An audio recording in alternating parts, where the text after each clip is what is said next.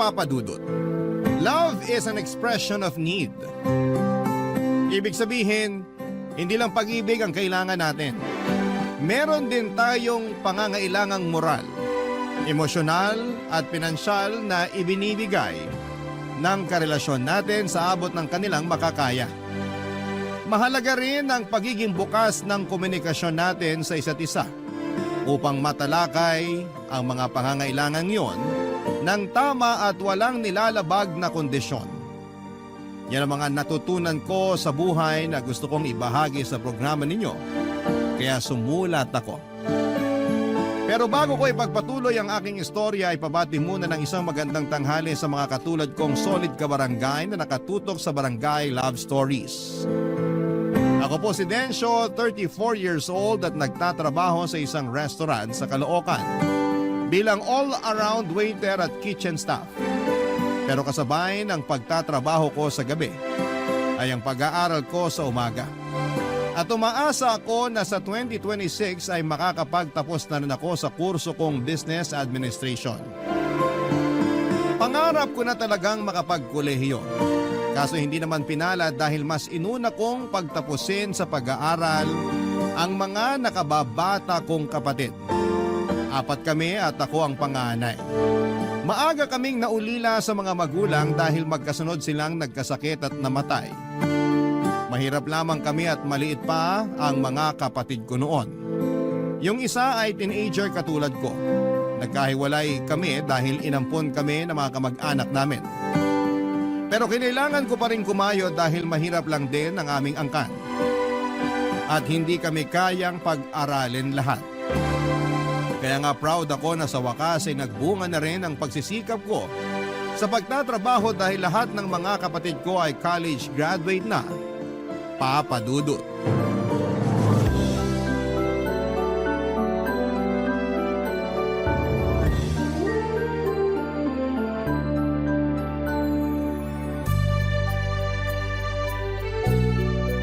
Congratulations, mahal!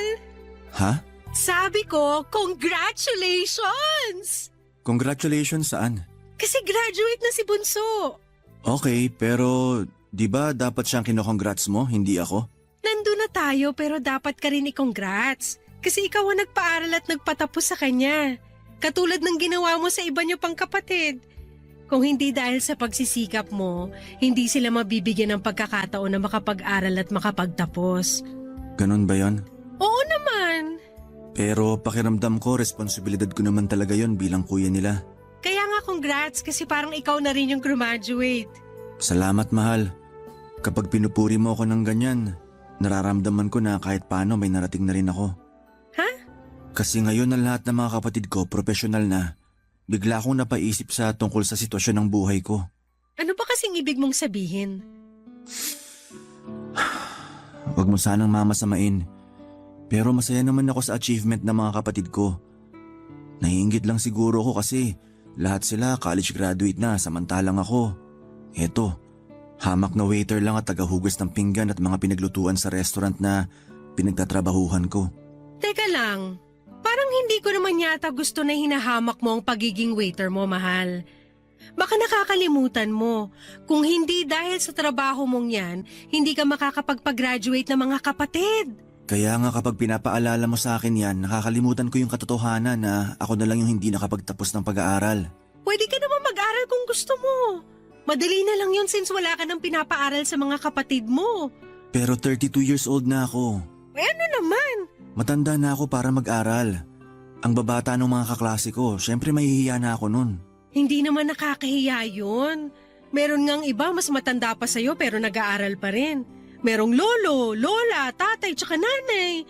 Ikaw 32 ka pa lang naman. Tsaka paalala ko lang sa'yo ha, na walang pinipiling edad ang edukasyon. Pero nagdadalawang isip pa rin ako kasi baka di na ako makasabay sa klase. Kasi nga ang tagal ko nang tumigil eh. Ang alam ko na lang ngayon, mag-serve sa mga customer at maghugas ng pinggan sa kusina. Lahat naman pwedeng pag-aralan. Lahat pwedeng matutunan. Kaya ka nga nag-aaral kasi tuturuan ka naman nila. Pero syempre, kailangan sipagan mo rin yung pagsi-self-study. Kaya mo yan. May tiwala ako sa kakayahan mo. Buti ka pa may tiwala, pero ako, ewan ko, ang hina ng loob ko. Hindi naman mahina ang loob mo eh. Mahiyain ka lang. Pero nagagamot naman yan. Basta magtiwala ka lang sa kakayahan mo. Nandito lang naman ako para sumuporta sa'yo sakaling gusto mo mag-aral ng college. Talaga? Talagang talaga. Pero 4 na taon yun kung sakali. Hindi ka ba maiinip na hintayin ako makagraduate? Hindi naman. Pero ano bang ibig mong sabihin? Naisip ko lang kasi na baka gusto mo na magkaroon tayo ng pamilya, mahal. Ayoko naman magdesisyon lang para sa sarili ko. Kailangan kong i-consider yung nararamdaman mo. Thank you sa pag-consider sa akin. Pero walang kasi yung 4 na taong yun kumpara naman sa ikatutupad ng pangarap mo. Masaya ako na suportahan ka, na i-cheer ka pag kailangan mo ko. Tungkol naman sa pagpapamilya, bata pa naman ng 30 tsaka 32. Hindi naman ako nagmamadali na magka-baby tayo. Kaya kung ako sa'yo, pag-isipan mong mabuti kung itutuloy mo na yung pag-aaral mo. Huwag kang matakot. Nandito lang naman ako sa tabi mo. Papadudo tulad ng sinabi ko ay proud ako na napagtapos ko ng pag-aaral ang mga kapatid ko. At masaya ako sa mga achievement nila sa buhay. Pero yun din yung pagkakataon na napatanong ako sa sarili ko na paano naman ako. Doon ko naalala na minsan ay nangarap din pala ako makatungtong sa kolehiyo. Pero kinalimutan ko na lamang ang pangarap na yon dahil nagkaedad na ako at nag-focus sa pagtatrabaho. Hindi ko na rin alam kung paano magsisimula. Baka hindi ko kayaning pagsabayin ang pagtatrabaho at pag-aaral. Hindi rin naman kasi gaanong kalaki ang kinikita ko at wala akong ipon dahil sa ilang taong pagpapaaral sa mga kapatid ko. Mabuti na lang at nandyan si Annalyn na handang makinig sa akin kapag naguguluhan ako sa buhay o pinagdududahan ko ang sarili ko. Lagi niyang pinapaalala sa akin kung gaano kahalaga ang role na ginagampanan ko bilang panganay sa aming magkakapatid. Pero nahihiya pa rin ako kasi high school graduate lamang ako. Siguro nga ay naging insecurity ko na yon. Nanadala ko na rin sa relasyon namin ni Annalyn. Madalas akong sumasama sa mga labas niya para ipakilala sa mga kaibigan niya. Dahil naranasan ko nang matanong tungkol sa tinapos ko. Hindi naman sa kinakahiya ko ang pagiging high school graduate ko, pero pag sinasabi ko yon sa kanila ay natatahimik na lamang sila. Tapos mag-uusap sila ng topic na hindi naman ako makakarelate. Si Annalyn ang first girlfriend ko at minsan ay napapatanong ako sa sarili ko kung anong nagustuhan niya sa akin. Samantalang marami naman siyang manliligaw na may mas mataas na edukasyong tinapos. Pero laging sinasabi sa akin ni Annalyn yung mga magaganda at kahangahangang bagay na nakita niya sa akin na wala sa iba. Kaya nga kahit paano'y napapanatag ako. Isang araw, sinama ako ni Annalyn sa bahay nila. Pero hindi niya sinabi sa akin na may party pala doon dahil birthday ng tiyahin niya na nagbakasyon galing sa Amerika.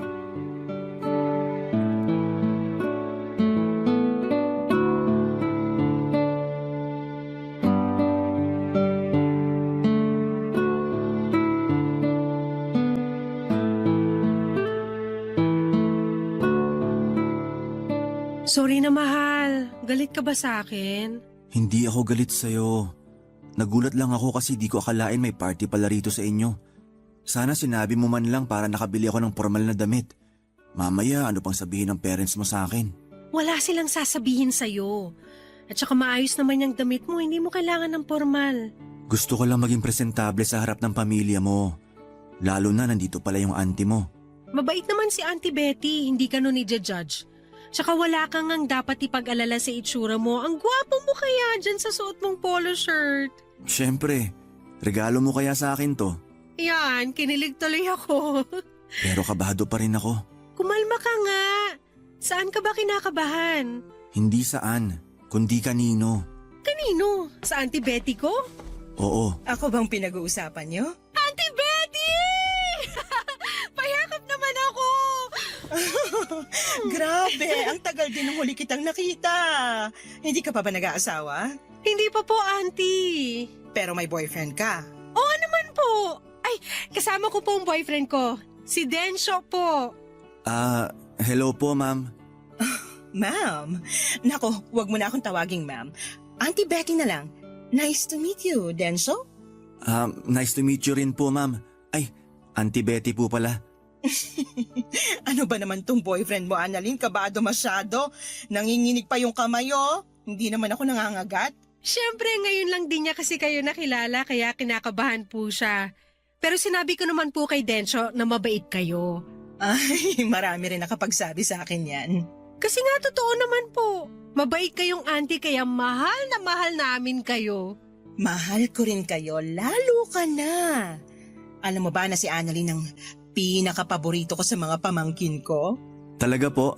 Oo, kasi masunurin tong batang to at lagi akong kinukumusta kahit na nasa Amerika na ako. Nga lang, may tampo ko kasi hindi man lang niya sinabi sa akin na nagka-boyfriend na pala siya. Auntie naman, plano ko po kasi kayong sorpresahin. Sa bagay, nasorpresa mo nga ako. Matanong lang kita, Denso, ano bang tinapos mo? Ano po? Kung ano yung natapos mo, anong trabaho mo sa ngayon tsaka pinagkakaabalahan sa buhay. Siyempre, gusto kitang kilalanin ng husto kasi boyfriend ka ng paborito kong pamangkin. Si auntie talaga? Mamaya may makarinig sa'yo kakasabi mo na ako yung paborito mo. Ano naman kung may makarinig? Totoo naman. Ano po kasi, yung totoo, high school graduate lang po ako. High school graduate? Ibig sabihin, hindi ka man lang nakatungtong sa kolehiyo? Hindi po. Kasi pinagtapos ni Densho sa college yung mga kapatid niya, auntie. Ay, talaga? Opo! Maaga kasi silang naulila kaya siya na lang yung nagtaguyod sa mga kapatid niya. Inuna niya yung pag-aaral nila. Nagbunga naman po yun kasi lahat sila profesional na ngayon. Nakakabilib nga, pero anong plano mo sa buhay, Densho? Kung lahat sila profesional na, ibig sabihin, napag-iwanan ka na nila. Hindi naman po siguro ganon, auntie. May trabaho naman po si Densho at kumikita siya ng sarili niyang pera. Ano bang trabaho mo? Waiter po at all-around kitchen staff. Nako, ang baba ng sweldo niyan. Alam mo, may aasenso ka pa sa buhay kapag nakapagtapos ka ng pag-aaral. Huwag mong pangarapin na hanggang tumanda ka waiter ka lang at tagahugas ng pinggan sa kusina. Tulungan mong sarili mo na umasenso.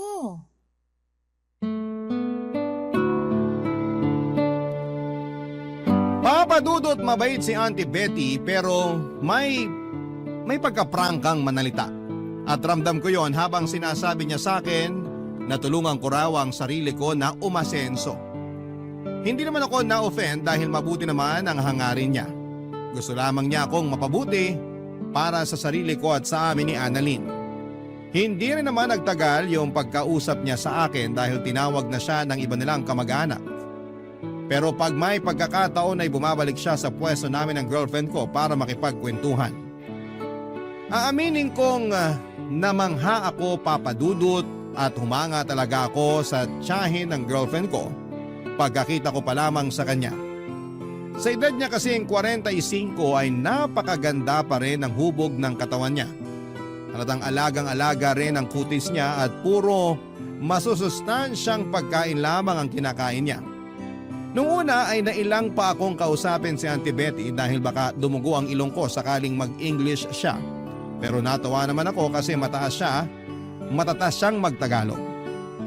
Bukod doon ay magaling din siyang magdala ng usapan kaya hindi nagtagal ay naging komportable na ako sa kanya. Masaya naman yung party kahit na ilang beses akong nahiya. Doon ko biglang naisip na kung may tinapos lamang ako, mas confident akong humarap sa mga kamag-anak at kaibigan ni Annalyn.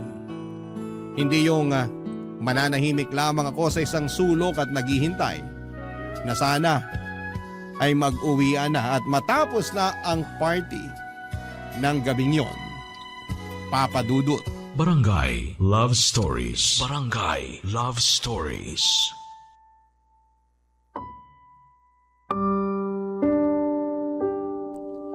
Papadudot ng mga sumunod na araw ay napadalas ang pagpunta ko kina Annalyn dahil lagi akong ini-invite doon ng Auntie Betty niya para mag-lunch or mag-dinner.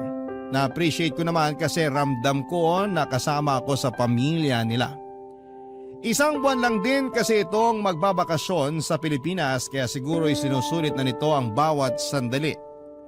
Pag nandun ako sa bahay nila ay lagi nagluluto si Auntie Betty ng specialty niya na putahe. At talaga namang masarap magluto si Auntie Betty. Sa katunayan ay nakakadalawa o 3 plato pa ako sa mga luto niya. Bagay na kinatutuwaan niya sa akin. Maraming magagandang kwento sa akin si Annalyn tungkol sa tiyahin niya.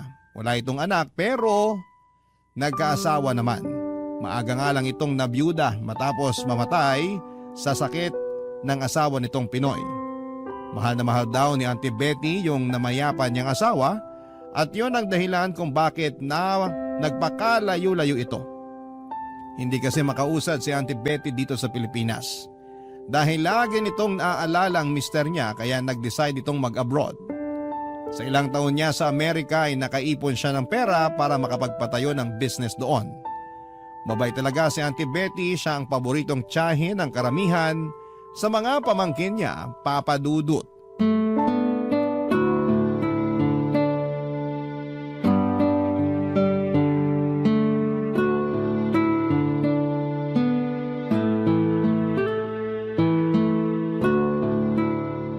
Denso, halika nga rito mag-usap tayo sandali. Sige po. Busy pa naman si Annalyn sa kusina, kaya samahan mo muna ako rito sa sala. Magkukwentuhan muna tayo, ha? Okay po. Sige po, Auntie. Kumusta? Nasarapan ka ba sa mga luto ko? Opo, nagustuhan ko lahat. Mabuti naman. Alam mo, yan din ang putahin na paborito ng namayapa kong asawa eh. Sa katunayan, naalala ko siya sa'yo. Talaga po? Oo, kahawig mo siya. Para kayong pinagbiyak na bunga kaya nagulat talaga ako nung unang beses na nakita kita. Mas lalo akong nagulat nung pinakilala ka ni Annalyn bilang boyfriend niya. Pero, pwede ba akong mag-request sa'yo? Sige, ano po yun? Huwag mo na akong masyadong ipo. Pakiramdam ko matanda na ako eh. Wala pa nga akong 50. Hindi naman po kayo mukhang matanda. Pero sige, hindi ko na kayo ipopo kung ayaw nyo. Salamat. Gusto ko lang maging komportable tayo sa isa't isa. Lalo naaalala ko, tinawag mo pa akong ma'am nung pinakilala ako sa'yo ni Annalyn. Hindi ko lang kasi alam kung paano kayo i-address. Kaya naisip ko tawagin na lang kayong ma'am para paggalang na rin. Wala namang kaso yon, pero boyfriend ka ng pamangkin ko. Ibig sabihin, kapag kinasal kayo, magiging tiyahin mo na rin ako. Speaking of kasal, matanong ko lang, may plano ka bang pakasalan si Annalyn? Meron pero hindi pa namin pinag-uusapan. Hindi naman kami nagmamadali eh. Ganun ba?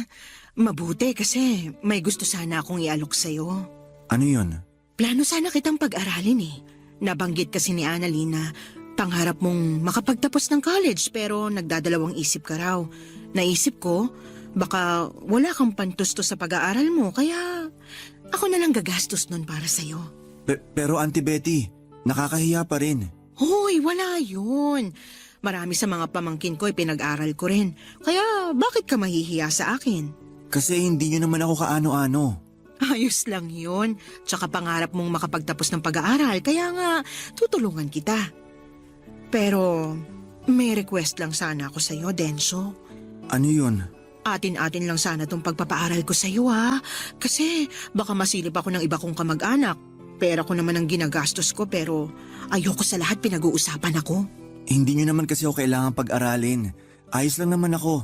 Ayos lang sa'yo na hanggang diyan ka na lang.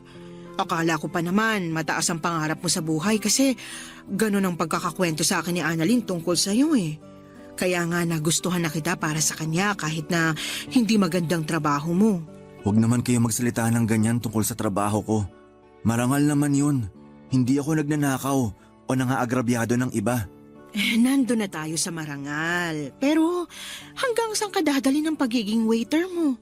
Pamahal ng pamahal ang mga bilihin. Sigurado ko na maliit lang naman kinikita mo dyan. Paano mo pakakasalan si Annalyn? Paano pag nagkaroon na kayo ng sarili niyong pamilya? Kaya nga kung ako sa'yo, susunggaban ko na yung pagkakataon na pwede kang makapag-aral at makapagtapos.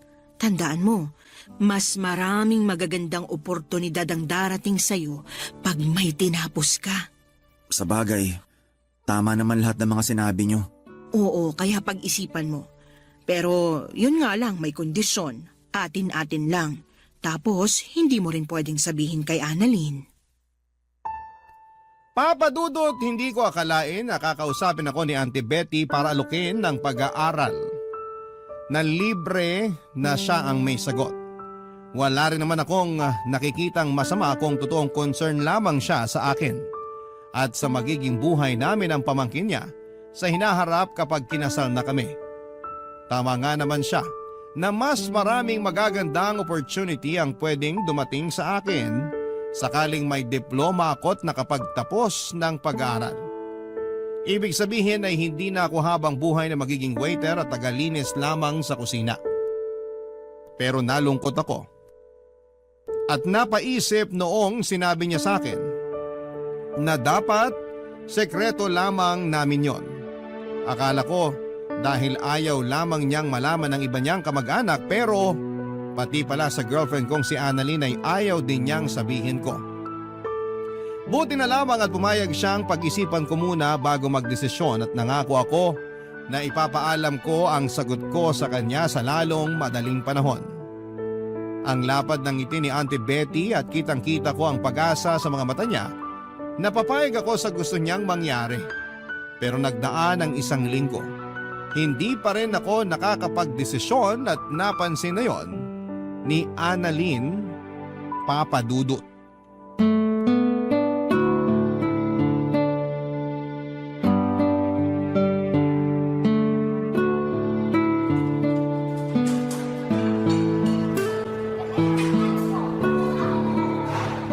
Mahal, may sakit ka ba? Ha? Kako kung may sakit ka. Wala naman. Bakit mo natanong? Ilang araw ko na kasing napapansin na parang balisa ka. May nangyari ba? Sa family mo, sa work? Wala naman. Ayos lang family ko at work. Pero yung totoo, meron talagang bumabagabag sa akin eh. Ano yun? Tsaka bakit hindi mo sinabi sa akin agad? Plano ko naman talagang sabihin sa'yo pero stressed ka rin itong mga nakaraang araw sa trabaho mo. Ayoko naman makisabay. Sa bagay, pero okay na ako. Ready na ako makinig sa'yo, kaya sabihin mo na, mahal. Kinausap kasi ako ni Auntie Betty nung nakaraang nagpunta ako sa inyo. Talaga? Ano pinag-usapan nyo? Nung una, tinanong niya ako kung nasarapan daw ako sa luto niya. Sabi ko oo, kaya natuwa siya. Tapos nagkwento na siya tungkol sa namayapan niyang asawa na kahawig ko raw. Oo nga, no? Kung titignan kayong maigi, magkahawig nga kayo ni Uncle. Pero mas gwapo ka lang talaga. Siyempre, boyfriend kita eh. Mahal naman eh. Huwag mo na ako ikumpara dun sa patay. Joke lang. Pero yun lang ba yung pinag-usapan nyo? May sinabi rin pala siya sa akin. Ito talaga yung gumugulo sa isipan ko. Ano ba yun? Sinabi sa akin ng auntie mo na gusto niya akong pag-aralin. Talaga? Ang bait talaga ng auntie kong yun. Oo, pero nagtaka ako kasi di naman niya ako kaano-ano. Nabanggit niya na marami siyang pinag-aral sa mga pinsan mo kaya ayos lang daw na pag-aralin niya ako. Oo, kasi mabait yang si Auntie Betty. Generous din. Kaya lang nahihiya pa rin ako. Gusto niya raw akong pag-aralin para magkaroon tayo ng magandang future. Pag nakapagtapos daw kasi ako ng pag-aaral, mas maraming oportunidad ang pwedeng dumating sa akin. Hindi na ako habang buhay magiging waiter at tagahugas ng pinggan. Naiintindihan ko naman yon at aaminin kong gusto kong tanggapin yung alok niya pero Pero ano? gusto niya isikreto ko sa mga kamag-anak niya yung pagpapaaral niya sa akin. Pati sa'yo, mahal. Pati sa akin? Oo. Sinabi niya na ayaw daw niyang may masabi sa kanya yung iba niyong kamag-anak sakaling malaman nila na pinapaaral niya ako. Pero bakit pati sa'yo, di ba? Hindi mo ba siya natanong kung bakit? Hindi na. Kasi may tumawag sa cellphone niya at naging busy na siya dun. Parang bigla naman akong nalungkot. Kasi pati sa akin gusto niyang itago yung plano niyang pagpapaaral sa'yo. Oo. Pero na-realize ko na hindi ko pala kaya magtago ng sikreto sa'yo. Thank you, mahal. Kasi sinabi mo sa akin. Na-appreciate ko yun. Oo naman. Tsaka mahal kita. Ayoko magkaroon tayo ng misunderstanding dahil lang dito. Mahal din naman kita, kaya nga salamat ulit sa pagsasabi mo. Pero ano nang desisyon mo? Sa totoo lang, wala pa akong desisyon eh. Sinabi ko lang sa auntie mo, bigyan ako ng panahon para makapag-isip. Sana wag ka mag-isip ng kung ano ha. Narealize ko kasi tama rin naman siya. Pag may tinapos ako at nagkaroon ako ng magandang trabaho, mabibigyan kita ng kasal na pinapangarap mo. At makakapag-ipon tayo para sa pamilyang bubuuin natin. Hindi ko naman kailangan ng magarbong kasal, mahal. Kahit sa West lang ayos na sa akin basta ikaw ang pakakasalan ko. Gusto ko pa rin maging memorable sa'yo yung kasal natin. Sa estado ko kasi ngayon, aminado ako na hindi ko pa yun maibibigay sa'yo. Pwede naman pero kailangan ko pang mag-ipon ng ilang taon. Sinabi ko naman sa'yo na hindi naman ako nagmamadali na magkaroon tayo ng pamilya. Kasi katatapos mo pa lang sa responsibilidad mo sa mga kapatid mo. Kumbaga, nagsisimula ka pa lang makaluwag-luwag kaya willing to wait naman ako. Kaya nga pinupush kita mag-aral na ngayon. Ay, maganda sana ang offer ni Auntie kaso bakit kailangan kayo lang dalawa yung makakaalam? Papa Dudut, kinalungkot ko nang makita kong nalungkot si Annalyn matapos niyang malaman ang tungkol sa plano ng tiyahin niya na sikreto yung pagpapaaral nito sa akin kung sakali. Kasi kung may mabuting intensyon ng tita niya, kung gusto talaga nitong makatulong sa akin ay bakit kailangan pa nitong itago ang mabuting gawain nito. Doon ako kinutuban na baka may ibang binabalak si Auntie Betty. Pero ayoko namang tumalon sa konklusyon at mag-isip ng masama tungkol sa kanya. Hanggang isang araw ay nakatanggap ako ng chat sa messenger mula kay Auntie Betty. Nagulat pa nga ako noon kasi hindi ko naman akalain na magpapadala siya sa akin ng mensahe. Ang laman noon ay ang pagtatanong niya sa akin kung payag na raw ba akong pag-aralin niya. Naglatag din siya ng kondisyon at inulit na naman sa akin na dapat ay sekreto lang naming dalawa ang plano niyang pagpapaaral sa akin. Nang mga panahong yon ay nakapagdesisyon na ako. At alam ko na kung ano ang isasagot ko sa kanya. Lalo pat, desperado na ako. Papa Dudut. Barangay Love Stories. Barangay Love Stories. Papa Dudut, desperado na akong tanggihan ang alok ni Auntie Betty na pag-aralin ako kahit na may mabuti siyang intensyon at hangarin para sa akin at sa amin ang pamangkin niya. Malakas ang kutob ko na meron siyang hidden agenda at ayoko nang sumugal dahil baka masira kami ni Annalyn. Ramdam ko na kursonada niya ako. Iba kasi siyang makatingin sa akin sa tuwing nandun ako sa bahay nila. Malagkit yon at may isang beses na napansin kong napakagat-labi pa siya. Nang dumako ang mga mata niya sa gitnang bahagi ko. Kaya nga nang sinabi ko kay Auntie Betty sa chat na tinatanggihan ko ang alok niya ay nagalit siya sa akin, pero kumalma rin naman siya. Sinabi ulit niya na baka natatakot lamang ako kaya nagdadalawang isip ako. Pag-isipan ko raw ulit at sabihin sa kanya ang sagot pag nagkita na kami ng personal. Sakto na in-invite na naman niya ako na mag-lunch sa bahay nila, Annalyn. Ayaw ko sana pumunta kasi ayaw ko siyang makita pero naisip ko na gamitin na lamang ang pagkakataon para sabihin sa kanya ng harap-harapan na hindi ko matatanggap ang alok niyang pagpapaaral sa akin. Kaya lang, may nangyaring hindi ko lubos na inaasahan.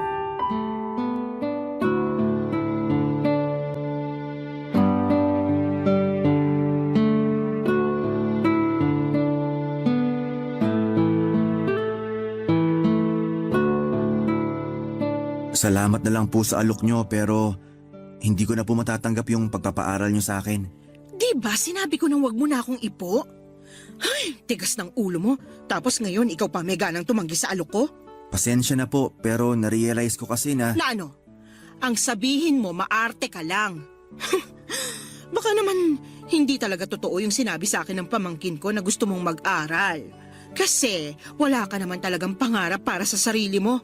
Kontento ka na lang dyan sa trabaho mong napakababa ng sweldo. Gusto ko pa rin pong mag-aral pero gagawin ko yun nang hindi umaasa ng tulong mula sa inyo. Paano mo nga yun gagawin? Ang baba nga ng sahod mo.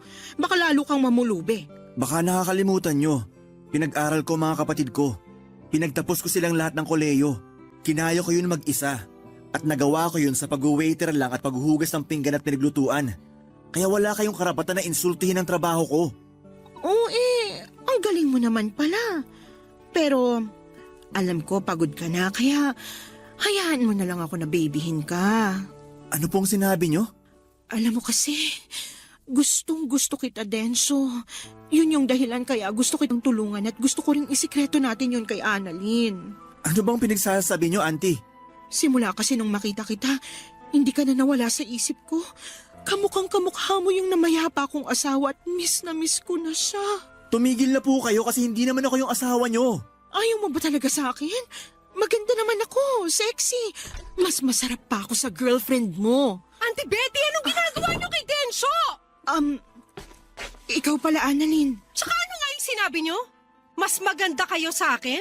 Mas sexy at mas masarap? Bakit? Totoo naman, di ba?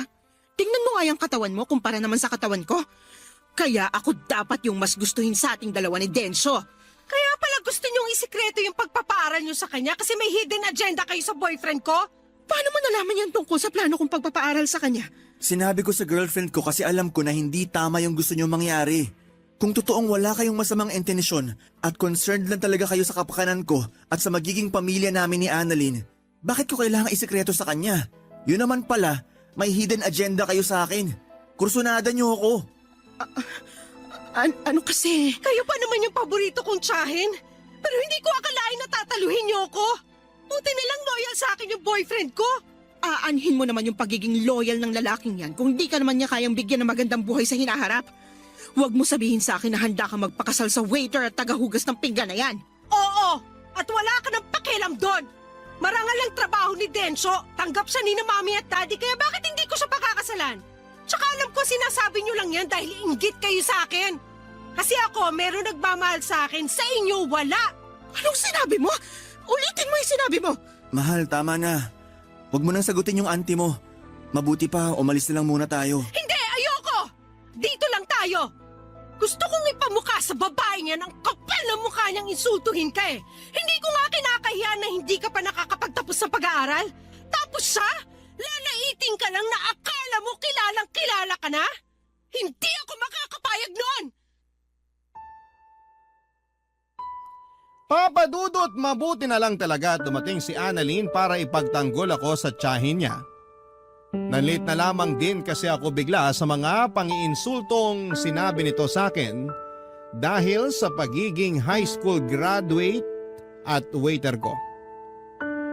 Pakiramdam ko ay inapakan niya ng husto ang pagkatao ko at nawala bigla yung kumpiyansa ko sa sarili ko na matagal kong inipon. Kahit lalaki ako ay naiyak na lamang ako pagkalis namin ni Annalyn sa kanila. Buti na lamang talaga at kasama ko ang girlfriend ko habang inaalo ako. Pagkatapos ng tagpong yon ay hindi na kami nagkita ni Auntie Betty hanggang sa mabalitaan ko na lamang na nakabalik na siya sa Amerika. Blinako na rin siya sa messenger para hindi na siya makapag-chat sa akin. Doon ko naramdaman yung matinding kagustuhan ko na makapag-aral at makapagtapos para may pagmamalaki ako sa hinaharap. Pero hindi ko lang yon gagawin para sa sarili ko kundi para sa amin ni Annalyn.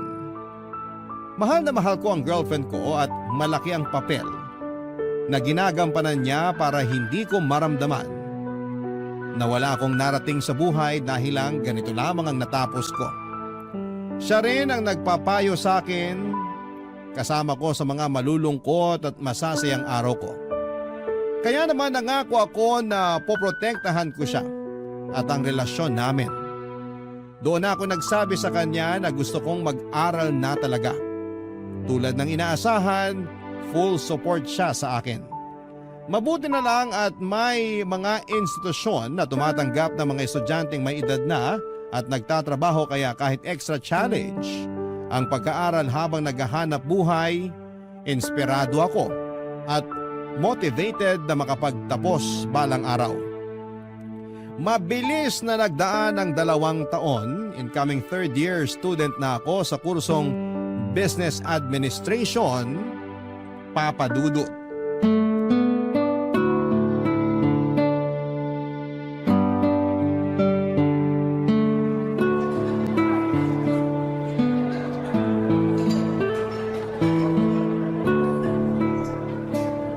Congratulations, mahal! Congratulations saan? Kasi magta-third year ka na! Thank you pero di pa naman ako graduate. 2 taon pa halos bubunuin ko. Pero darating ka rin dun. Makakagraduate ka rin. Basta wag ka lang sumuko. Gusto lang namang kitang i-congrats ngayon para alam mo kung gaano ako ka-proud sa'yo. Simula pa lang nung nag-decide ka mag-aral, sobrang tiyaga at sipag mo. Kasi kinakaya mong isabay ang pag-aaral mo sa pagtatrabaho. Hindi madali yung ginagawa mo at talaga namang nakakabilib yun, mahal. Hindi ko naman magagawa yung lahat kung wala ang tulong at suporta mo. Ikaw talaga yung inspirasyon ko. Kaya nga masaya ko para sa atin. Buti na lang talaga hindi ka pumayag no na pag-aralin ni Auntie Betty. Tapos may kapalit naman pala kaya ganun siya kabait sa'yo. Kahit na desperado na ako, nararamdaman ko na rin na may mali. Kaya nga hanggat maaari, gusto ko na lang umiwas sa kanya. Pero ayoko namang mabastos siya kaya pumupunta pa rin ako sa inyo sa tuwing ini-invite niya ako. Pero bakit kasi hindi mo sinabi sa akin agad? Ayoko lang masira ang relasyon niyo magtiyahin. Ayokong masira yung reputasyon niya sa'yo. Tsaka wala pa naman siyang ginagawa sa akin nun. Kumbaga, naghihinala pa lang ako na kursunada niya ako. Pero di ko pa talaga napapatunayan. Hanggang sa manggaling na nga yun sa mismong bibig niya. Nakakalungkot lang kasi kailangan masira yung relasyon namin dahil sa kanya. Pero bago naman siya umalis, nag-sorry siya sa akin. Talaga? Anong sabi mo? Tumango lang ako. Hindi ko pa kasi siya kayang patawarin matapos yung ginawa niya eh. Iniisip ko baka namimiss lang niya yung asawa niya. Tapos nagkataon nakahawig ko kaya nakursunadahan niya ako. Pero mali pa rin kasi boyfriend kita. Marami namang ibang lalaki dyan na pwede niya magustuhan. Yung single, walang sabit. Kaya bakit ikaw pa, di ba? Ginagalang ko pa naman siya kasi tsahin ko siya pero hindi na niya ako nirespeto. Nalulungkot din ako sa nangyari. Di ko akalain na mauuwi sa ganun yung simpleng pagbabakasyon niya rito. Pero iniisip ko na lang na baka mapatawad ko pa rin naman siya pagdating ng araw. Kahit paano naging mabait pa rin naman siya sa akin at sa parents ko. Pero hindi na lang talaga may babalik yung closeness namin katulad ng dati. Maiintindihan naman niya siguro yun. Kahit hindi niya maintindihan, hindi ko na problema yun. O siya, huwag na natin pag-usapan si auntie mo kasi nakaalis na naman siya. Pag-usapan na lang natin yung future natin together. Sakaling makagraduate na ako. Sige, ano bang naisip mong gawin? Madami. Gusto ko mag-business tayo. Mag-ipon para makapagpagawa ng sarili nating bahay. Gusto ko kapag magkakaanak na tayo, meron na tayong bahay na masasabi nating atin. Yun din naman yung gusto ko. Pero may isa pa talaga akong gusto. Ano yun? Maging asawa ka. Ako rin naman. Kaya nga sabi ko sa'yo, handa akong maghintay. Pero ako yata yung hindi na makapaghintay. Anong ibig mong sabihin? Gusto na kitang pakasalan.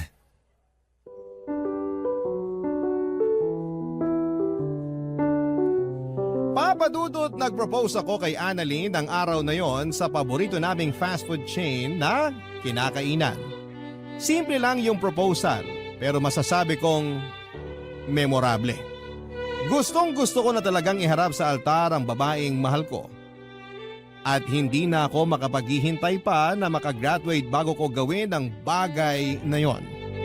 Sa susunod na taon pa talaga ang plano naming pag-iisang dibdib, pareho na kaming kabado at nananabik ni Annalyn.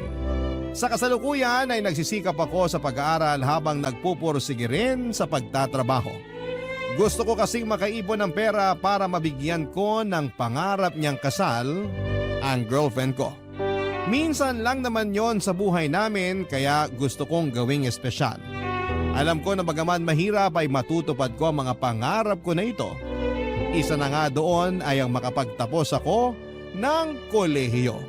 Masaya ako dahil suportado ko ni Annalyn at ng mga kapatid ko. Hanggang dito na lamang po ang sulat ko at naway nakapulot kayo ng aral at inspirasyon sa kwentong ibinahagi ko. God bless po and more power sa Barangay Love Stories. Number 1 po kayo sa puso namin. Ang inyong kapuso at kabarangay forever, Densyo.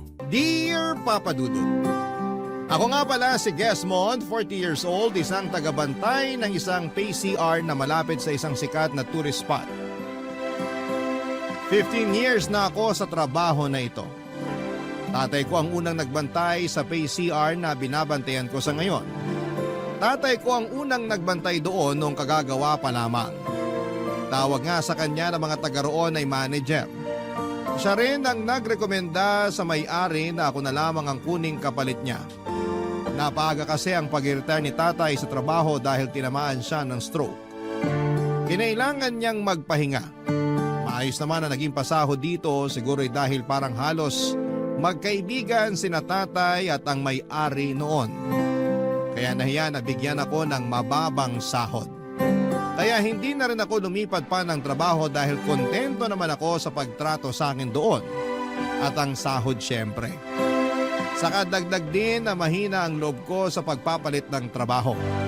Pakiramdam ko dahil hindi ako nakapagtapos ng pag-aaral ay mare-reject ako. Masaya naman kasi sa trabaho ko lalo't na kaklose ko na ang kapalitan ko sa trabaho na si Mercedes. Mas matanda siya ng 10 taon sa akin. Nalungkot nga ako ng bahagya nang sinabi niyang malapit na siyang mag-resign. Lumaki na raw ang mga bayarin niya lalo't nabuntis ng maaga ang panganay niyang dalaga. Sinubukan ko pa nga siyang pigilan, takot talaga ako sa pagbabago. Pero sinabi niya na kailangan niyang maging praktikal. Kaya naman sinulit na namin ang mga nalalabing panahon na magkasama kaming dalawa. Masasabi kong bukod sa katrabaho ko si Mercedes ay siya rin ang nagsilbing best friend ko. Hirap din kasi akong makipagkaibigan. Mahihayin ako at hindi ko man lang magawang tignan ang isang tao sa mga mata niya dahil baka may mapo na siyang hindi maganda sa aking itsura. Pero pagdating kay Mercedes, confident ako lagi sa sarili ko dahil komportable ako sa kanya, Papa Dudut.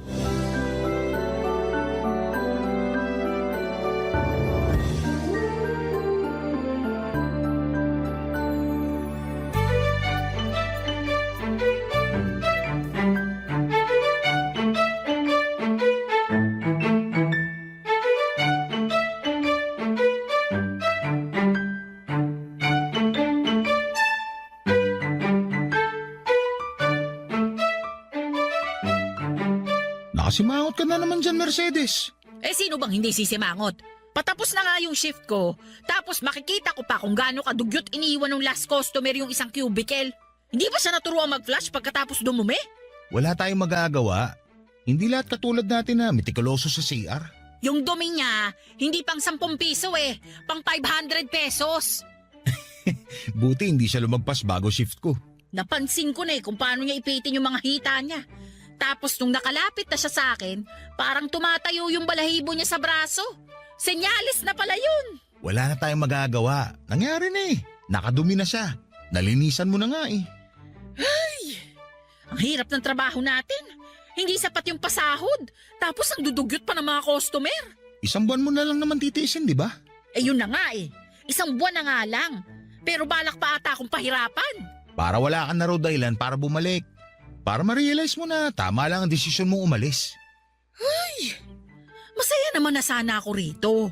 Kahit na may mga dugyot lang talagang customer. At syempre, nandito ka, na nakakakwentuhan ko, na pagsasabihan ko ng sama ng loob ko sa pamilya ko. Pwede pa rin naman tayo magkwentuhan kahit wala ka na rito.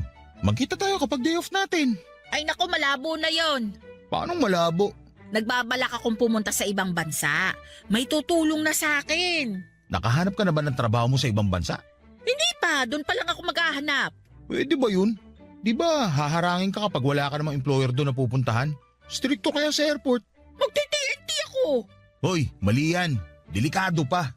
Marami ng kababayan natin ang na-deport dahil dyan. Yung iba nga, hindi na nakabalik ng Pinas. Umayos ka, Mercedes. Ay nako, marami nang gumagawa niyan sa ibang bansa. Kunwari turista lang pero maghahanap na agad ng trabaho ron. Saka tutulungan naman ako ng pinsan ko. Nakakatakot siyang gagawin mo. Ikaw pang natakot ako nga itong makikipagsapalaran dun. Paano kung matalo ka sa pakikipagsapalaran mo? Alam mo yung pagiging nega mo, bawas-bawasan mo nga. Kaibigan kita, kaya sasabihin ko sa'yo na hindi maganda yung pag-uugali na yan. Hindi ka aasenso kung ganyan lagi ang mindset mo. Sapat naman na kinikita ko ngayon. Hindi ko na kailangan maghangat pa ng pag-asenso. Masaya na ako sa kung anong meron ako. Darating din ang araw na hindi ka na makukontento sa kinikita mo rito. Lalo kung magtutuloy-tuloy ang pagtaas ng bilihin. Ikaw na rin mismo ang tataka sa malaking banyo na to. Hindi rin. Masaya ako rito. Maayos si boss sa akin. Wala naman ako mga anak na kailangan kong problemahin. Eh paano naman ang tatay mong na-stroke? Hindi naman siya naghahangad ng sobra sa akin. Naibibigay naman ng bunso namin lahat ng pangangailangan niya. Pangmerienda nga lang ni tatay yung inaabot ko, sapat na yun eh. Hindi sa hinihiling ko to ha. Pero paano kung isang araw bigla ka nalang mangailangan ng malaking pera? Saan ka kukuha? Eto, sinasabi ko sa'yo. Kahit isang buwan mong kupita na mga bayad na mga nagbabanyo rito, hindi pa rin magiging sapat yon, sigurado. Sasagutin ko pa sana si Mercedes sa kanyang huling mga sinabi. Pero may dumating ng customer at kailangan na naming magpalit ng shift. Nagpaalam na rin si Mercedes at sinabing kailangan pa niyang samahan ang anak niya para magpa-check up sa OBGYN. Hinayaan ko naman na siyang umalis, Papa Dudut, habang nakaupo at naghihintay ng mga gagamitin ng banyo. Napaisip ako sa mga sinabi ni Mercedes sa akin.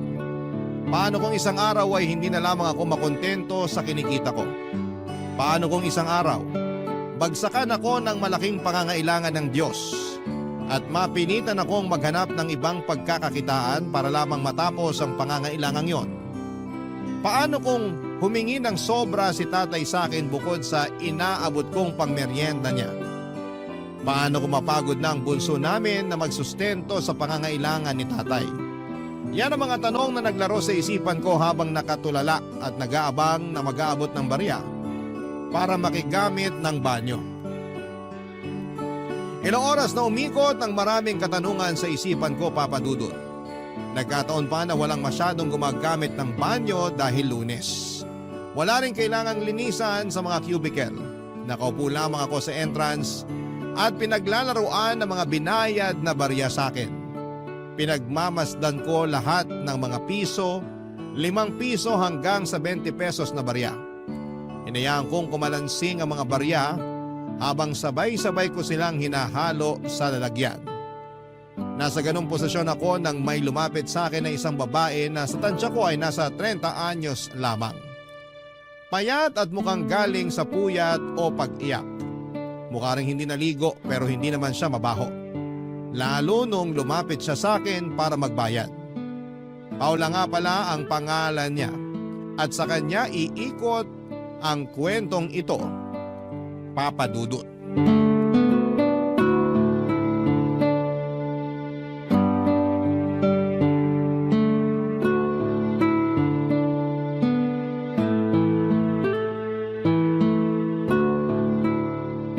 Ihi, dumi o ligo. Magkano pag-iihi? Hindi mo ba nakita yung karatula rito sa mesa? Hala, nasaan yung karatula rito? Nakita mo ba? Kararating ko lang. Magkano pag dumi? 10 piso. Andito lang yung kanina bago umalis yung katrabaho ko eh. Baka kinuha niya. Magkano pagligo? 20 para sa isang medium size na timba. Pwedeng dagdagan yung tubig pero may dagdag na 10 piso. Shampoo naman 15 isa. Ang mahal ng shampoo niyo rito? Wala nang mura ngayon. Wala ka na bang ibang i-offer bukod sa ihi, dumi at ligo? Bakit? Gusto mo bang offeran kita ng buy one take one burger? Nagtatanong ako ng maayos. Pasensya na. Naiirita lang ako kasi nawawala yung karatula rito. Mapipilitan na naman ako magsabi ng presyo sa bawat customer na gagamit ang banyo. Pwede ka naman magsulat na lang muna sa papel tapos ipatong sa mesa para makita ng mga customer mo para hindi ka na abalahin. Matalino ka ha? Bakit ba hindi ko naisip yan? Siguro kasi punong-puno ng utak mo ng problema kaya hindi ka makapag-isip ng maayos. Siguro valedictorian ka nung nag-aaral ka pa no? Salutatorian lang. Ilalang mo ang salutatorian samantalang ako. Kailangan ko pang bumili ng floor wax o walis tingting para lang makapasa. Sana nga bumili na lang ako ng floor wax para hindi na napudpud at napagod ang utak ko sa pag-aaral nun. Sana na-enjoy ko pang makipaglaro sa mga kaklase ko. Masaya talaga kami mga floor wax group. Alam namin nun na floor wax lang sapat na. Hindi rin naman magagamit sa totoo lang ang taas ng grado kapag napunta ka sa totoong mundo. Ano bang requirements ng totoong mundo? Tibay ng loob. Matibay bang loob mo? Ano ba talagang pinunta mo rito? Ihi, dumi o ligo? 15 ang shampoo ha. Magkano kapag iiyak lang? Bakit hindi ka nalang umuwi sa bahay niyo para doon umiyak? Yung mga customer mo ba rito, kaya mong sabihin na sa bahay na lang umihi o dumumi? Salutatorian ka nga. Magkano pag iiyak? Pag-uusapan namin ng boss ko yan para ilagay sa karatula. Ikaw pa lang kasi ang unang nag-request niyan. Pwede ba na 15 para sa 10 minutong iyak? Hindi ako gagamit ng tubig pero kung may tissue kang iaabot, pwede ko rin kunin. Ganito na lang. Dahil ikaw ang unang customer ko na iiyak, ibibigay ko na sa'yo ng libre. Doon ka na lang sa pangatlong cubicle ha, para hindi ka makaistorbo doon sa mga susunod na customer. Thank you sa pa-free trial mo. Pero 5 minuto lang. Hapon na kasi. Baka magsidagsaan na yung mga bababa ng jeep at bus dyan sa harapan. Baka pwedeng tumawad. Gawin mo ng 7 minuto na lang. Di ba kapag hihingi ng tawad, dapat binabawasan? Bakit mo pinapatagdagan? 6 na minuto. Sige, pero walang tissue na kasama ha. Ano, deal? Deal. Pumasok na nga si Paula sa ikatlong cubicle, Papa Dudut. Sinubukan kong pakinggan kung paano siya umiyak pero wala akong narinig. Tinuon ko na lamang ang atensyon ko sa pagsusulat sa papel ng mga presyo ng ihi, dumi at ligo with shampoo. Nang bigla kong narinig ang malakas na pag-iyak ni Paula. Nagulat ako. Nag-alangan akong pumasok sa banyo dahil walang magbabantay ng kaha. Nag-alangan din ako dahil baka magulat siya at hindi na maging komportable sa pag-iyak niya. Nagtalo ang loob at isipan ko at nag-alala kasi ako para kay Paula. Baka kung ano na rin ang gagawin niya sa mga susunod na minuto. Nag-overthink na ako. Paano kung doon niya kitlin ang buhay niya? E di ako ang maglilinis ng dugo. Mas mahirap pa yon kesa sa paglilinis ni Mercedes ng duming kumalat sa chef niya. Papadudod sinikap kong pumirme sa upuan ko. Binuhos ko ang atensyon ko sa pagbibilang ng barya. Nagdasal ako na sana ay may ibang customer pa na dumating para mapigilan si Paula kung sakaling balak nitong tapusin ang buhay niya. Pero walang dumating at hindi na rin ako nakatiis. Kaya naman pumasok na ako sa loob ng banyo at kumatok sa ikatlong cubicle. Napatigil sa pag-iyak si Paula at nagreklamo siya at sinabing wala pang 6 na minuto ang pag-iyak niya. Sinabi ko sa kanya na nag-aalala ko. Sinabihan ko siya na huwag gagawa ng hindi maganda sa sarili niya dahil ayokong mapagbintangan at ayokong maglinis ng dugo niya. Doon na nga siya natawa, Papa Dudut. At makalipas ang 1 minuto, lumabas na siya ng banyo. Namumugto ang mga mata at tinapik ako sa balikat at saka nagpasalamat. Balak pala talaga niyang kitlin ang buhay niya noon. Mabuti na lamang at kumatok ako, Papa Dudut. Barangay Love Stories. Barangay Love Stories. Papa Dudut, malaki ang takot ko sa mga taong kumikitil ng buhay nila. Ganon kasi ang ginawa ng nanay ko noong bata pa lamang kami ng kapatid ko. Pagkasundo niya sa amin ni Bunso sa school ay pinaghandapan niya kami ng merienda. Pero sinabi niyang kainin namin yon sa labas ng bahay. Hindi naman kami nagtaka ni Bunso at wala rin noon si tatay dahil nasa trabaho siya. Wala kaming napansing kakaiba kay nanay noon o baka masyado lamang akong inosente kaya hindi ko napansin na may pinagdadaanan na pala si nanay. Pagkatapos niyang iabot sa amin ang mga merienda naming orange juice at tinapay na may palamang mantikilya, hinatid niya kami sa labas ng bahay at pinaupo sa gilid malayo sa bahay. Niyakap niya kaming pareho. Tinitigan sa mga mukha, hinaplos niya ng paulit-ulit ang mga pisngi naming magkapatid. Nginitian ko siya at hindi ko makakalimutan ang sinukli niyang ngiti sa akin. Sinabihan niya kami na huwag papasok hanggat hindi dumarating si tatay. Tumango lamang kami ni Bunso. Pagkatapos noon ay pumasok na siya sa loob ng bahay at sinimulan na naming kaining magkapatid ang merienda namin. Nagtutuksuhan pa kaming dalawa nang bigla naming marinig ang malakas na patugtog ni nanay ng radyo sa kwarto nila ni tatay. Hindi naman namin yon inalintana. Nakafocus kami sa kinakain naming tinapay. Napasayaw pa nga ang bunso namin nang tumugtog ang paborito niyang novelty song sa radyo. Tinawanan ko ang kapatid ko at saka sinabayan siya ng pagsasayaw. Nang matapos namin ang merienda namin ay nakaramdam ako ng pagkulo ng sikmura. Gusto ko nang pumasok ng bahay para gumamit ng banyo. Pinigilan ako ni Bunso at pinaalala ang bilin ni nanay. Masunurin pa naman si Bunso, kaya nakisunod na rin ako. Makalipas ang ilang sandali ay dumating na si tatay ay may dalang isang pink na cotton candy para paghatian naming magkakapatid. Inaya na kami ni tatay na pumasok ng bahay at doon namin nakita si nanay na nakabitin sa kisame ng kwarto.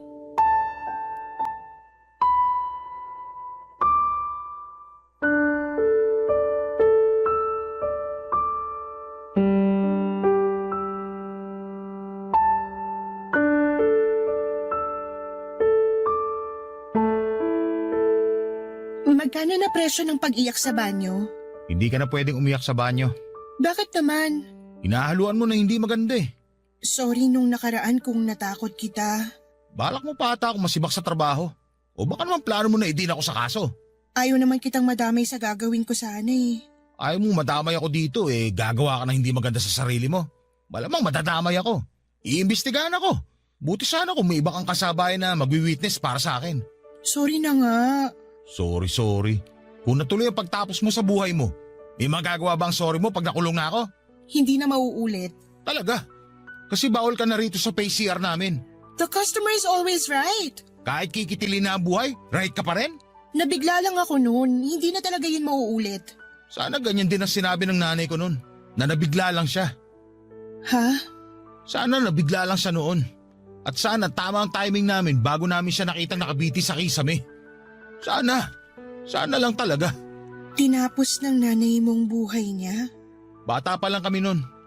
May hawak pa akong cotton candy na pinag-aagawan namin magkapatid. Tapos pagpasok namin ng bahay, nakita na lang namin siya nakabiti sa kisame. Sorry. Mula noon hindi na ako kumain pa ng cotton candy. Lalo na yung pink. Di makita o makaamoy noon, ayoko. Kaya pag may tumatambay na nagbebenta ng cotton candy dyan sa tapat, tinataboy ko talaga. Napabarangay na nga ako minsan dahil doon. Sinabi mo bang totoong dahilan? Bakit ko sasabihin? E di kinaawaan nila ako. Ayaw mo bang kaawaan ka? Mas gusto kong maintindihan ako. Wala bang nakakaintindi sa'yo? Si nanay. Pero wala na siya. Salamat sa pagpapaalala ha. Sorry, nagkamali na naman dila ko. Huwag kang makasarili. Huwag mong kitilin ang buhay mo. Buti sana kung ikaw lang makakaranas ng epekto ng pagkawala mo. Paano ang pamilya mo pag nalaman nila? O kaya boyfriend mo? Hindi mo alam kung gaano kahirap mag-move on kapag namatayan ka ng mahal sa buhay. Ilang beses ko bang kailangang mag-sorry? Huwag ka sa akin mag-sorry. Mag-sorry ka sa sarili mo. Lumalaban ang katawan mo para mabuhay ka. Tapos dahil nagpadala ka sa pagkabigla, gusto mo tapusin ka agad ang pinaghirapang protektahan ng katawan mo? Madali lang kasi sa'yong sabihin yan. Pero sa mga katulad namin na may mabigat na pinagdadaanan, ito lang ang nakikita naming solusyon para matapos ng lahat eh. Siguro sa'yo matatapos ang lahat. Pero pagkatapos mo sa mundo na to, magsisimula ang bagong buhay ang mga mahal mo sa buhay. Alam mo ba kung gaano kahirap magsimula ulit? Lalo kapag minawala. Hindi na talaga ako pwede sa CR na to, kahit umihi lang. Hindi na. Wala na akong tiwala sa'yo. Lahat na lang kayo walang tiwala sa akin. Paano ako magtitiwala sa'yo sa ginawa mo? Kaikilala ko pa lang sa'yo. Pinapasok na nga kita ng libre sa banyo, tapos ipapahamak mo pa ako? Paano kung i-reset natin tong pagkakakilala natin? Magsimula ulit tayo. Magkano pag-iihi? 5 piso. Wala bang bawas? 10 piso yung bawas o dumi. Ibig kong sabihin, pabawas naman ang presyo sa pag-ihi. Kahit wala ng tissue, okay lang.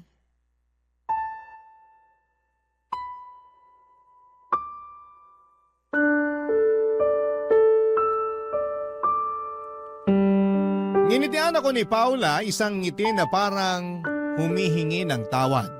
Isang ngiti na biglang nagpaalala sa akin kay nanay. Hindi ko alam ang mararamdaman ko noon, Papa Dudut. Masaya ba dahil matamis ang ngiti niya o malungkot dahil pinaalala niya si nanay? Hindi ko naman sinabi kay Paula ang naging laman ng isipan ko at pinapasok ko na siya sa banyo nang maiabot na nito ang 5 piso. Inabotan ko siya ng tissue at sinabing libre ko na yon. Muli niya akong initian at saka pumasok sa cubicle na napili niya. Binantayan ko siya noon at sinigurado na hindi na siya ulit gagawa ng nakaraang plinano niya. Nakampante lamang ako nang marinig ko na siyang mag-flush. Pagkalabas niya ng banyo ay nakahingi siya ng alkohol para sa kamay niya. Akala ko iaalis na siya pero naghanap siya ng pwedeng maupuan para tumabi sa akin. Hinayaan ko naman siya, Papa Dudut. Hindi ko lang siya masyadong inimik dahil nahihiya akong makipagkwentuhan sa kanya. Parang mas lumakas ang pagkabagsak ng confidence ko sa sarili dahil nakadikit ko na si Paula. Maganda po si Paula, hindi marahil kasing ganda ng mga artista o turista na nakikita ko sa paligid pero may sarili siyang ganda. Ganda na nagpapaalala sa akin kay nanay. Simple lang at punong-puno ng ngiti ang labi.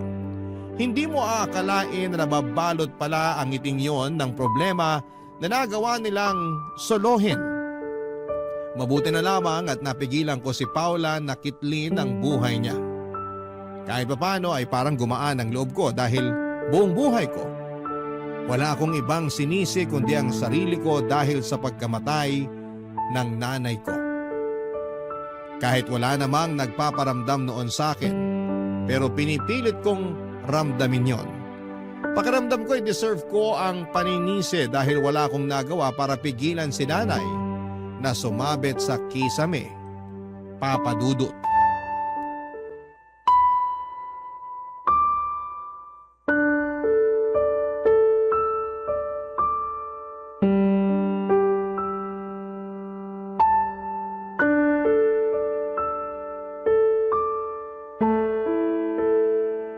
Pwede ba nating pag-usapan ang nangyari sa nanay mo?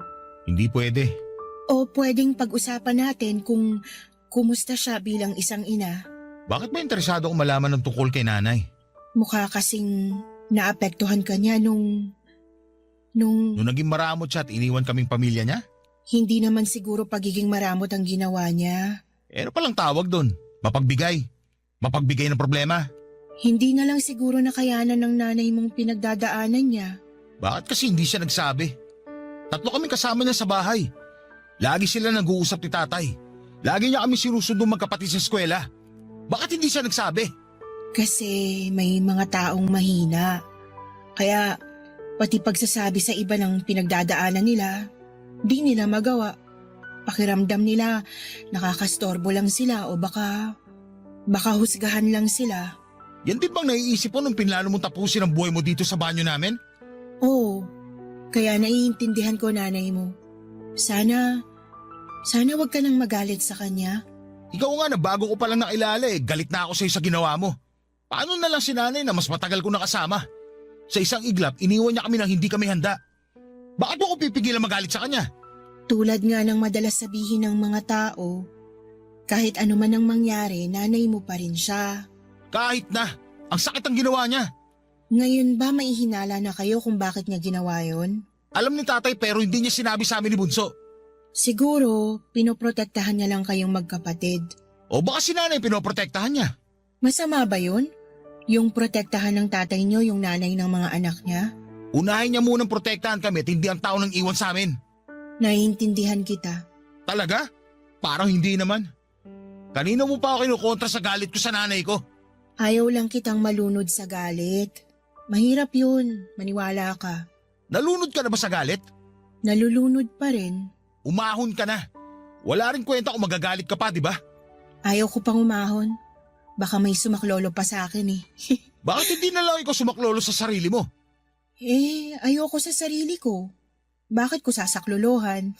Hindi ko alam kung nagbibiro ka o totoo na.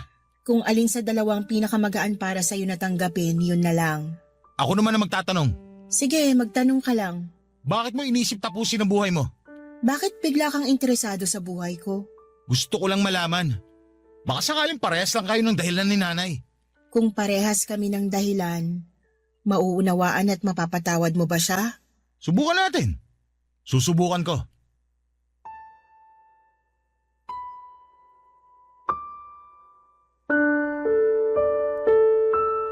Naputol ang usapan namin ni Paula nang may dumating para umihi.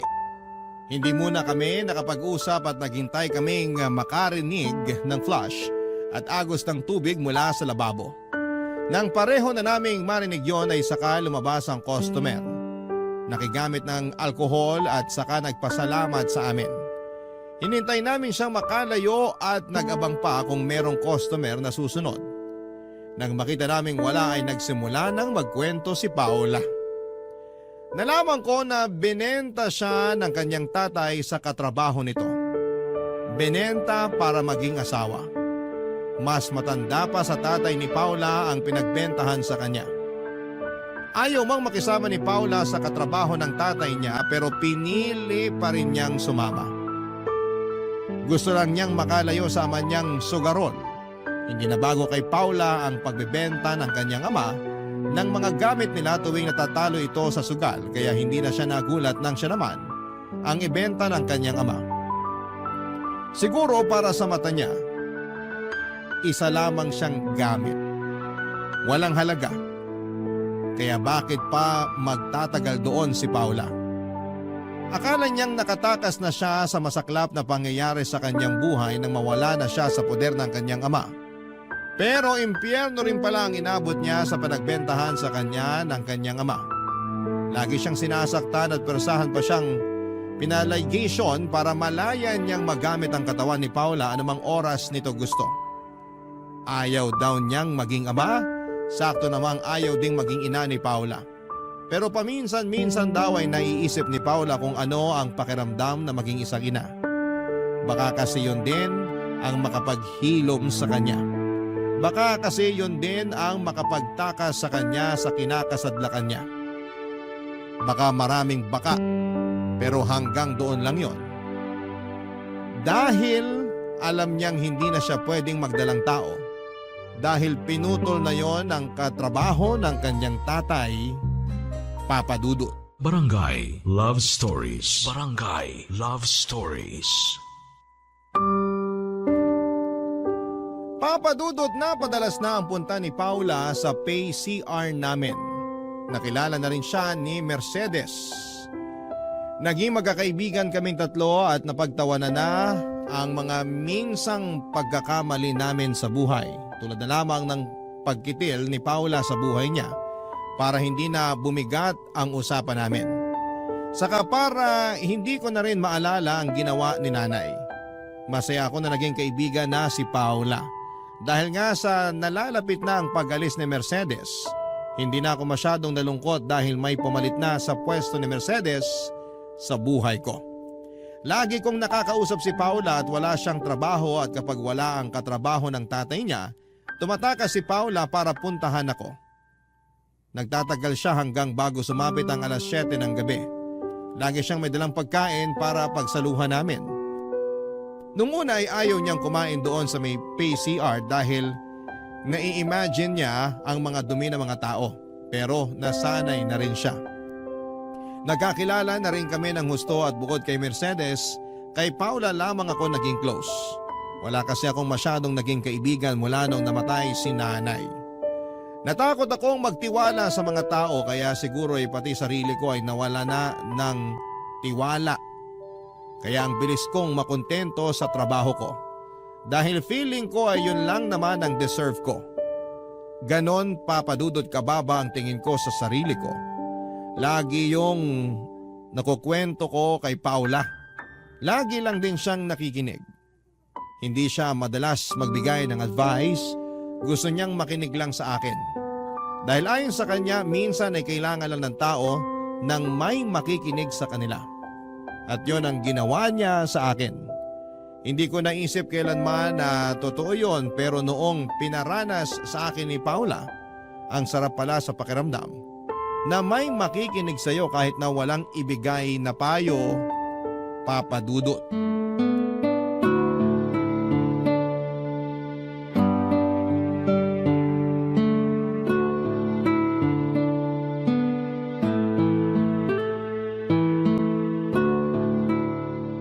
Sigurado ka bang gusto mong kumain ng giniling na baboy at corned beef? Bakit naman hindi? Matapos mong linisan yung dumi ng huling customer mo dito sa PCR nyo? Sanay na ako. Minsan nga kapag umuulan, dyan ako sa loob ng CR kumakain. Kadiri. Sanay na nga kasi. Kahit ano pang marinig kong tunog o maamoy galing sa mga customer, wala na akong pake. Kahit ako ganyan sa katrabaho ng tatay ko. Sanay na. May tatanong ako, Ano yun? bakit katrabaho ng tatay mo lagi ang sinasabi mo? Kasi yun naman siya sa buhay ko. Pero di ba parang asawa ka na niya? Parang lang. Pero para sa akin, katrabaho pa rin siya ng tatay ko. Bakit? Para mas madaling tanggapin ang kahayupan niya. Sobra naman sa kahayupan? Bakit para sa'yo ba? Hindi pa sobra yung mga kinuwento ko na pinagagagawa niya? Hindi mo na siya kahit kailan tatawaging asawa? Kahit umabot pa sa kabilang buhay. Ganon katindi ang galit mo sa kanya ha? Galit at pandidiri. Ayaw mo bang tumakas? Ito lang ang kaya kong pagtakas eh. Anong ibig mo sabihin? Itong pagpunta-punta ko sa'yo tuwing wala yung katrabaho ng tatay ko. Ito lang ang takas na kaya ko. Baka makayanan mo pa magpakalayo-layo. Ikaw, kaya mo bang lumayo sa trabaho mo tapos maghanap ng iba? Hindi. Hindi rin ang sagot ko. Pero hindi naman ako pinapahirapan ng trabaho ko. Pinapahirapan kang mangarap ng trabaho mo. Mas masakit yun. Yung makontento ka na lang dahil yan na lang ang meron o dahil yan na lang ang feeling mong deserve mo. Aray ah, hindi ka na nagbabayad sa pag-ihi mo rito. Mananakit ka pa ng ganyan. Napasobra ba? Sorry. Epekto siguro ng mga asukal na kinain ko kanina. Ang hyper tuloy ng dila ko. Pero bilang kaibigan mo, kung kaya mo nang tumakas, susuportahan kita. Ipagdadasal ko na makasakay ka na sa bus at makatakas ka na. Mukhang malabo. Tanggap ko naman ang ganito ang buhay ko. Alam mo, naisip ko lang ha. Nakakainis pala na tanggapin mo na lang lahat na nangyayari sa'yo kahit gusto mo lumaban, no? Akala ko ba tanggap mo na lahat ng nangyayari sa buhay mo? Kontento ka na kamo sa trabaho at buhay mo ngayon? Ewan ko ba? Mula nung nakilala kita, parang natuto na ako mag-isip ng tama para sa akin. Flattered naman ako. Seryoso nga. Bago ka dumating, okay na ako rito sa PCR. Kahit hanggang mabulok na ang mga buto ko. Tapos ngayon, Ngayon, parang gusto ko na ng pagbabago. Napatitig sa akin si Paula. Sinabayan ko ang pagtitig na yon at hindi ko alam pero parang nakita ko sa mga mata niya ang sarili ko. Parang naintindihan ko bigla ang pangangailangan ng sarili ko. Hindi agad natapos ang pagtitig namin sa isa't isa at sinubukan kong ngumiti para mabawasan ang tensyon ng pagkakatitig namin. Pero mahina ako hanggang sa bigla na lamang hinawakan ni Paula ang hita ko. Nilapit ang mukha niya sa mukha ko. Hindi ako nakagalaw, Papa Dudut. Hinayaan ko siya sa ginagawa niya. Naramdaman ko ang hininga niya sa pisngi ko. Napansin ko sa mga mata niya na parang gusto niyang may mangyari sa amin. Napaisip ako. Nakita rin kaya niya na gusto kong may mangyari sa amin. Agad ko namang nakuha ang sagot sa tanong ko at nahuli ko na lamang si Paula na idinikit ang labi sa akin. Sumabay ako. Doon na kami nagsimulang maghalikang dalawa, Papa Dudut. Hindi namin alintana ang paligid, mabuti na lamang at walang taong masyado dahil Lunes at kalagitnaan pa ng araw. Kaya malaya naming nagawa ang gusto namin. Nagmadali kaming pumasok sa loob ng cubicle. Sa pangatlong cubicle kung saan ay plinano ni Paula na kitlin ang buhay niya. Doon namin tinuloy ang sinimulan namin sa labas. Mabilis kaming nakapaghubad at doon ay may nangyari sa aming dalawa. Ewan ko ba. Pero para sa akin ay yun ang pinakamagandang nangyari sa buhay ko pagkatapos mamatay ng nanay ko. Pagkatapos ay nagmadali na kaming lumabas ng cubicle. Nagbalik na kami sa dating pwesto at mabuti na lamang at wala pa rin customer o tao sa paligid. Walang nakahuli sa amin. Sinekreto namin ang pangyayaring yon. Walang pwedeng makaalam. Kahit si Mercedes, mas lalo na ang katrabaho ng tatay ni Paula.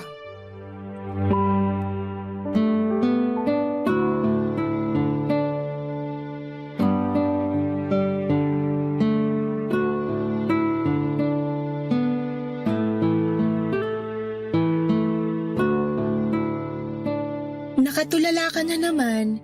Ini-imagine mo na naman ang katawan ko, no? Na nakahubad?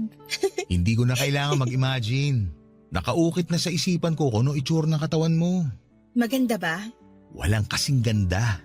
Bolero? Pero alam mo ba kung anong lagi ko nai-imagine? Ano? Yung buhay na kasama ka. Ganon? Bakit naman yan ang naiisip mo? Ayaw mong bumalik sa pag-imagine sa katawan ko? Makinis to. Pero biro, ikaw ba, hindi mo naiisip ang buhay mo kasama ako? Ano bang naiisip mo na magiging buhay natin? Ilalabas ko na ang ipon ko. Lalayo tayo rito sa Maynila. Para hindi ka na mahanap ng katrabaho ng tatay mo. Sasakay tayo ng bus patungo sa pinakamalayang probinsya sa Luzon. Marami akong baong pagkain para hindi ko malaman sikmura mo kapag mahaba ang biyahe. Tapos, Maghahanap tayo ng matitirhan. Maghahanap din ako ng trabaho. ako rin ba? Maghahanap din ba ako ng trabaho? Kung saan ka komportable. Ayos lang sa akin kahit ano. Basta ako, magtatrabaho ko para mabili ko lahat ng gusto mo. Anong klaseng trabaho ang gusto mo? Yung malayo na sa trabaho ko ngayon. Mangangarap ako ng mataas na sahod. Para siguradong mabubuhay kita. Ayoko naman na magsisi ka na sumama ka sa akin. Hindi kita kayang bigyan ng anak. Wala namang problema. Pwede tayo mag-ampun ng aso at gawin nating anak. Uso naman yun ngayon. Pero kung gusto mo ng pusa o goldfish, ayos lang din. Ikaw masusunod. Kahit anong pwede nating maging anak, mamahalin ko. Ang dami mo na palang plano. Nakakatawa nga eh. Bakit nakakatawa? Kasi dati wala naman ako ibang plano sa buhay. Basta gumising lang araw-araw tapos pumasok sa trabaho. Magbigay ng merienda sa tatay ko. Kumustahin ang bunso namin at saka matulog. Yun lang lagi. Ako bang dahilan ng mga bagong plano mo? Ikaw ang inspirasyon ng pagbabago ko. Masaya ka ba? Kung alam mo lang kung gaano ako kasaya. Pwede ba tayo ibang bansa? Parang mas magandang magiging buhay natin pag nang ibang bansa tayo. Alam mo, yan ang nakalista sa plan B ko. Ang dami mo na pala talagang plano. Sige nga, ano naman ang plan B mo? Yun nga, mangibang bansa. Kung pwede sana sa bansa kung saan si Mercedes para may kasama na tayo. Kung ayaw mo dun, pwede naman kahit saang bansa basta kung saan ka magiging masaya. Gusto ko sana sa Canada o kahit saang bansa na may snow. Pag-iipunan ko yan. Huwag ka mag-alala. Makakaranas ka ng snow. Jasmond, Ano yun? salamat sa mga plano mo ha. Ikaw lang yung taong naging sigurado sa akin. Salamat. At sana maging sigurado ka na rin sa sarili at sa mga gusto mo. Pag umabot ka na doon, pangako, buo ang suporta ko. May pa-free trial ka pa rin ba ng iyak sa pangatlong cubicle? Naiiyak na naman ako eh. Para sa'yo, libre na yan palagi. May libre pang tissue. Maraming kinuhang tissue si Paula. Pagkatapos noon ay pumasok siya sa cubicle. Natagalan siya pero hindi naman ako nangamba. Alam ko namang hindi na niya uulitin ang unang ginawa niya doon. Ganon na nabuo ang tiwala ko sa kanya. Maya-maya pa ay narinig ko na ang pag-flash niya ng CR. Pagkalabas niya at sinutil ko pa siya at sinabing kailangan niyang magbayad dahil nag-flash siya ng kubeta. Natawa na lamang siya at hinalikan ang pisngi ko. Hinalikan ko siya sa labi at tinitigan niya ako at parang muli kong nakita si nanay nung huling beses ko siyang nakitang buhay. Inaplos niya ng paulit-ulit ang pisngi ko. Nilaro ang buhok ko. Tumitig sa akin at saka inalalayan ako ng matamis na pagkakangiti. Parang si nanay siya. Hindi ko pinahalata kay Paula na nakaramdam ako ng lungkot. Nagbukas ako ng topic para mawala sa isipan ko ang imahe ng nanay ko. Nagtagal pa ng 1 oras si Paula kasama ko bago siya nagpaalam para umuwi na. Bago siya umalis, inabot niya sa akin ang tissue na ibinigay ko sa kanya noong pumasok siya sa banyo. Nakatupi yon. Sinabi niya sa akin na basahin ko yon pag nakauwi na ako ng bahay. Pinag-promise niya ako at sinunod ko. Nagmadali akong umuwi ng bahay after ng shift ko para lamang mabasa ko ang sinulat ni Paula sa tissue. At nang mabasa ko na yon, humiling ako sa langit ng rewind. Ibalik ako noong oras na magkasama kaming dalawa. Noong araw na yon, para binasa ko na kaagad ang laman ng tissue bago umalis si Paula. Isa kasi yung sulat ng pamamaalam. Pamamaalam na walang kinalaman sa pagkitil ng buhay. Pamamaalam lang sa aming dalawa. Sinabi niyang nalulunod siya sa mga plano ko para sa aming dalawa. Hindi raw siya sanay lumangoy sa magagandang plano at pangarap, kaya naman nalulunod siya. Ayaw niyang umahon dahil ayaw niyang magpasaklolo sa akin. Hindi raw siya ang tamang babae para sa mga pangarap at plano ko sa buhay. Ire-reserba ko na lang daw yon sa iba. Sa iba na mas karapat dapat at katulad kong may pangarap. Hindi kagaya niya. Wala siyang plano, wala na siyang pangarap. Kontento na siya sa masaklap na buhay niya. Nagalit ako, Papa Dudut, sa ikalawang pagkakataon at para akong inabandona at namatayan. Una, ang nanay ko. Sumunod naman ay si Paula. Mas masakit ang pag-aabandona ni Paula dahil nagsimula na ako sa gusto kong pagbabago at pangarap. Pero iniwan niya ako sa ere dahil hindi niya ako kayang samahan sa mga yon. Sa ngayon, Papa Dudut, ay nagpatuloy ako muli sa buhay sa pagbabantay ng PCR. Hindi na ako nangarap pang muli, natakot na ako. Noong nagsimula akong mangarap ulit, akala ko yun na ang pagbabago pero nagkamali pala ako. Katulad lang ni Paula si nanay nang iwan din siya kung kailan busog na ako sa saya at sa mga pangarap. Bakit kailangan nilang gawin yon? Bakit kailangan nilang mangiwan habang nasa rurok ako ng saya?